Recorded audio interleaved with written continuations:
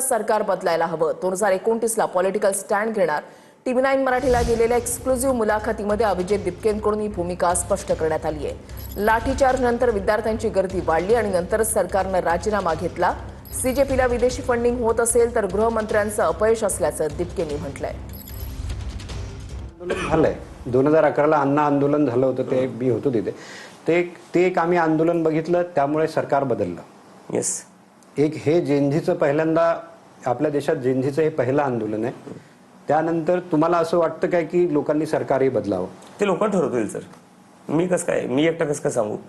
लोक ठरवतील. जर लोकांना वाटलं सरकार ऐकत नाहीये, सरकार सुधरत नाहीये, तर येणाऱ्या निवडणुकीत ते बदलून टाकतील.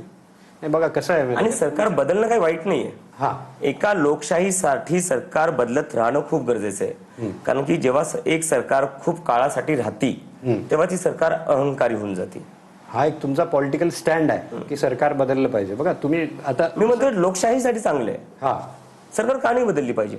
हा कारण की कुठली एका पार्टीची किंवा कुठल्याही एकच सरकार असावी हे लोकशाहीसाठी चांगलं नाही. म्हणजे तुम्ही कुठल्याही पॉलिटिकल सायन्सच्या स्टुडंटला विचारा, ओके, सरकार बदलत राहणं हे लोकशाहीसाठी चांगले आहे. तसेच नरेंद्र मोदी आले ना. नरेंद्र मोदी सरकार बदलण्यामुळे झाले, त्याच्यात वाईट काय?